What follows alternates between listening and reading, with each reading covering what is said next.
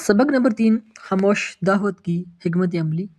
نبی کریم صلی اللہ علیہ وسلم کی مکی زندگی کا واضح عنصر آپ کا بے پناہ جذبہ صبر و استقامت اول الازا اپنے صحیح موقف پر پہاڑ کی طرح قائم رہنے کی قوت تھی۔ تبلیغ اسلام اور دعوت حق کے بعد مکہ کی اکثریت آپ کے خلاف تھی۔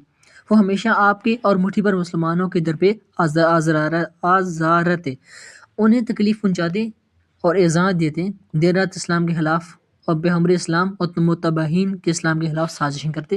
نبی کریم صلی اللہ علیہ وسلم نے کفار کے اس برتاؤ کو جواب صبر و خاموشی، ہمت و استقامت سے دیا۔ آپ نے دعوت حق کے اپنے موقف سے ذرا برابر پیچھے ہٹنے کو گوارا نہیں کیا، حتیٰ کہ آپ کو پورے عرب کی بادشاہت، مال و دولت، حسین ترین عورتوں اور ہر خواہش کی چیز پیش کی جانے کی پیشکش بھی کی گئی، لیکن آپ نے اس دعوت حق کے سامنے ہر کسی پیشکش کو حقارت سے ٹھکرا دیا۔ آپ صلی اللہ علیہ وسلم نے ابو طالب کی فرمائش کے جواب میں فرمایا کہ چچا، اگر میرے ایک ہاتھ میں چاند اور دوسرے ہاتھ میں سورج رکھ دیا جائے اور کہا جائے کہ اس سے باز رہو تو بھی میں ایسا نہیں کر سکتا۔ وسلام۔